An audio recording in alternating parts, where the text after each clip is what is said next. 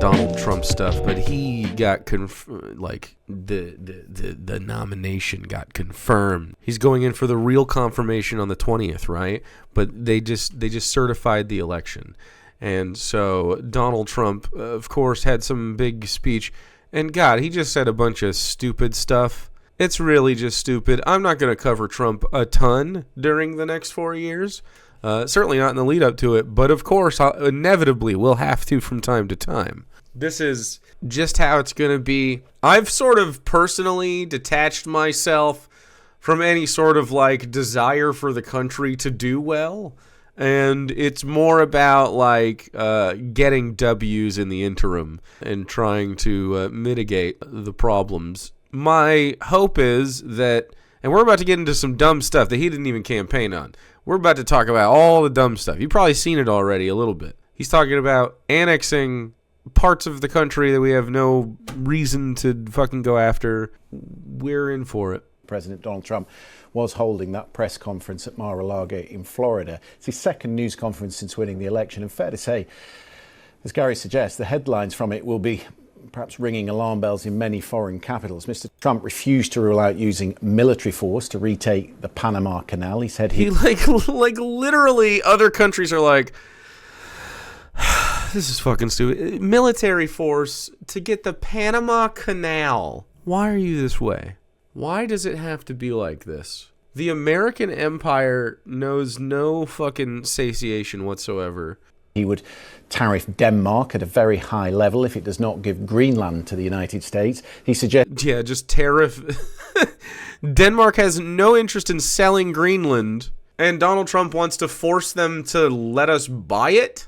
On some advice from billionaire oil barons that would like to have passage north once the ice caps melt for trade, because I'm sure that's going to be super fun and useful. Suggested renaming the Gulf of Mexico the Gulf of America, and he said he would use economic force to make Canada the 51st state of America. To make Canada the 51st state of America. What the fuck are you talking about? Sure this isn't a psyop because they want to get rid of Greenland and Trump is an idiot? No. What it is otherwise is... It's crazy because it feels like a bunch of bombastic Trump distraction fodder, but it's like, it was always like this when he was in charge the first fucking time. It was just random shit, whatever vanity project he had in his head. How is this going to lower grocery prices again? It's not. It does nothing. Stupid as fuck. Nothing is going to get better domestically at all. None of his policies lead to better outcomes for Americans. These are just stupid things. Panama Canal is a disgrace, what took place at the Panama Canal. Jimmy Carter gave it to them for $1, and they were supposed to treat us well. I thought it was a terrible thing to do. If those hostages... He's mad at Jimmy Carter giving Mormon Jesus Panama the canal that is there. What's up, Dylan Burnzers? Hey, this president is a fucking idiot. What a fucking idiot. Hostages aren't back. I don't want to hurt your negotiation. If they're not back by the time I get into office, all hell will break out in the Middle East. I mean, look at him. All hell will break out in the Middle East. Of course. Of course. We told you this is what was going to happen. Any conscientious objecting leftist non-voters, by the way, I mean... It's cold. You are complicit in that. And it's not 100% your fault. The Democrats are definitely to blame. And the establishment in general. But we had an opportunity to play a little defense. I don't know if it would have made a difference anyway, but it's very annoying. It's genuinely, like, what can you do besides extreme shit to avoid any bad outcomes here? Like, literally, what are people supposed to do other than just, like, fucking sit on the ride and wait for it to end? You're just on the fucking roller coaster, and we're like, I don't know if the fucking track is complete here, buddy. I think we're just gonna fucking careen off the thing. Well, we need Greenland for national security purposes. I've been told that for a long time. Are you also We need Greenland for national security purposes. Fucking shut up. We do not need Greenland. I don't want Greenland. I have no interest in expansionism. I have no interest in imperialism. This is stupid as fuck. The best thing that could happen is for each and every one of these motherfuckers to just perish. Like, can you just fucking give us a cosmic W and have a fucking stroke or something? Like, military force. Dude, what the fuck is going on with Trump? As if this is abnormal for his behavior. Have you been paying attention? What do you mean, what's going on with him? He's the same. Nothing has changed. This is exactly the same as always. He talked about arming and invading fucking Mexico last time. Come on. To annex and acquire. He didn't get worse. He fucking feels like he has more power this time than he did the last time around. That he's not worse. He's just got more power. It's worse. He's the same. No. Economic force. Because Canada and the United States, that would really be something. But why are we supporting a country, $200 billion plus a year? Our military is at their disposal. All of these other things, they should be a state. That's why I told Trudeau, I hope to have 6 months. First 3 to 6 months. I hope long before 6 months. Look, Russia's losing a lot of young people, and so is Ukraine. Gary, we are... What? 6 months to make Canada a fucking state? Cool, dude. Yeah. I don't think that's going to happen whatsoever, and I have no interest in ensuring that comes to pass. Fucking no American wants this shit. No one was thinking about this. He didn't campaign on this. It's irrelevant to us. It won't help us. It doesn't improve material conditions for a single American.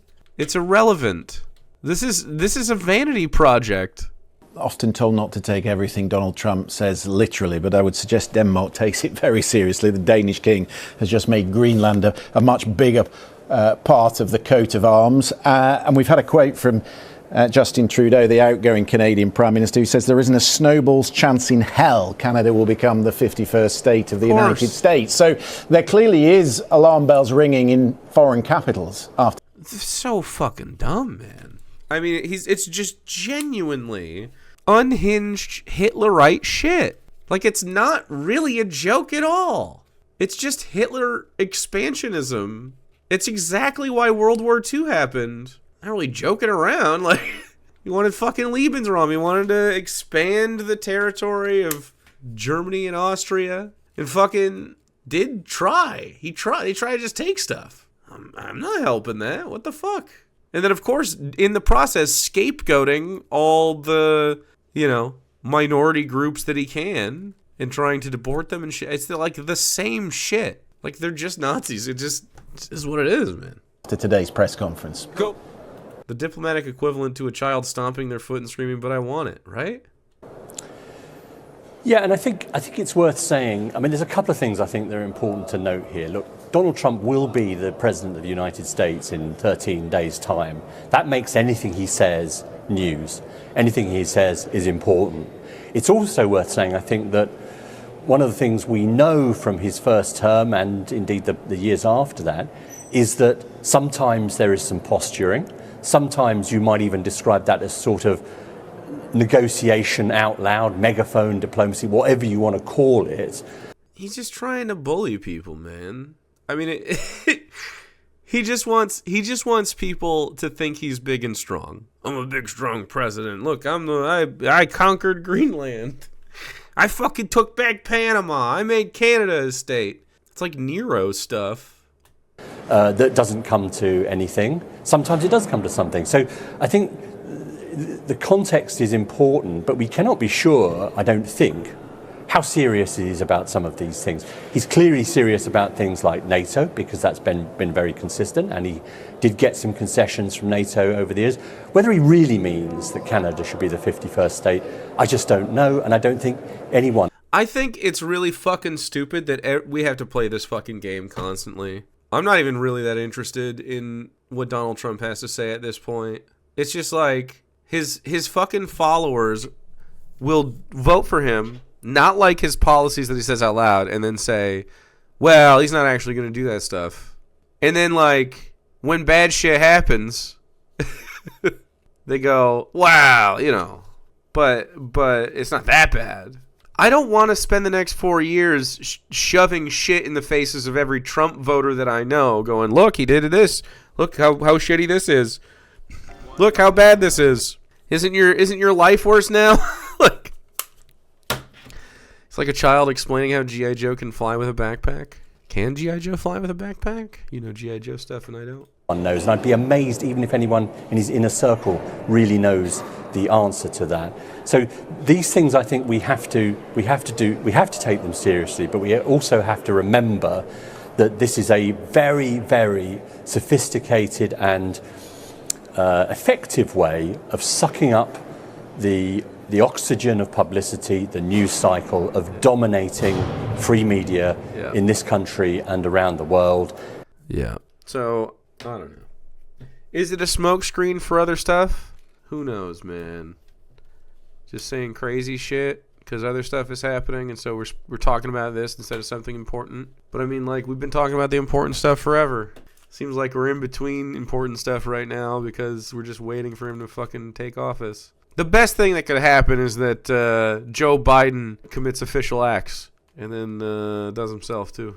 Because then it would be like, you know, that'd be legendary shit, man. I could handle him being stupid. I could handle him being evil. I could handle him being both severely stupid and evil. But he is. He really is. And as you say, keeping lots and lots of diplomats, lots and lots of heads of government in lots and lots of capitals around the globe on their toes. Ambassador, Gary questions how we should characterise it at this moment and the style in which he delivers it. A Ukrainian colleague in the office this afternoon remarked that when he refers in this way to Canada and Greenland as crucial to our security, and we have friends there, but we should all be one country. Sounds like Putin. He sounds a lot like Vladimir Putin. Yeah, right? It just sounds like Putin. I'm not interested in this whatsoever. Imperial language. Can't wait to be Russia in 3 years. I mean, it's like, no jokes, it's a kleptocracy. Like, you've handed the government to billionaires. It's 100% a kleptocracy now. Just oligarchs everywhere, and now you have billionaires that are going to start having private fucking militaries. Mark my words. It's going to happen. That is very interesting, and the antithesis of President Carter. He made the decision to give back the Panama Canal because it was costing the United States a lot, and it was controversial. It was not an inexpensive entity to maintain. And also, frankly, America's imperialist endeavors are unethical. Belonged to Canada. So suggesting that it would be taken back or suggesting that force would be used would bring all of that back. And while taking him seriously, many American presidents, as well as diplomats, leaders around the world, understand that what you personally want or want to have happen does not necessarily happen. It doesn't matter just because the president of the United States. Except that he negotiates in a zero-sum fashion, and what he's talking about is using economic force. He's talking about significant tariffs on Denmark, significant tariffs, economic force in dealing with an ally like Canada. That is. Yeah, it's because he's a piece of shit, and he doesn't know what he's doing. This will not help Americans. All it does is make shit tense and start trade wars. It's obvious the best way for all of us to succeed is for all of us to succeed. And any destabilization over a border destabilizes your border, right? So we see that we don't help Central and South America, and we've just literally been in the business of like destabilizing them. And then of course their problems become our problems because people can move across land and water and shit. And so, like, if you're big anti-immigration, you don't want people coming to this country, you should make it so that their lives where they live are good.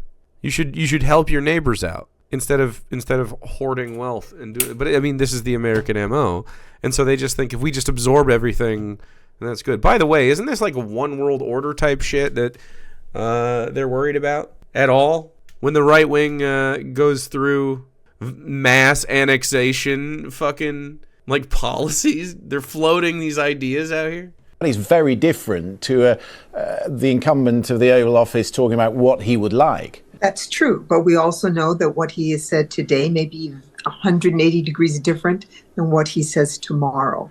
This is a dangerous way to think. Is she a liberal? This is like what people do to dismiss Donald Trump's shit all the time. You gotta take it seriously when he's talking about this shit. Wonder if Trump is falling for the old Greenland Iceland trick and has them confused. I hope you have a fantastic day.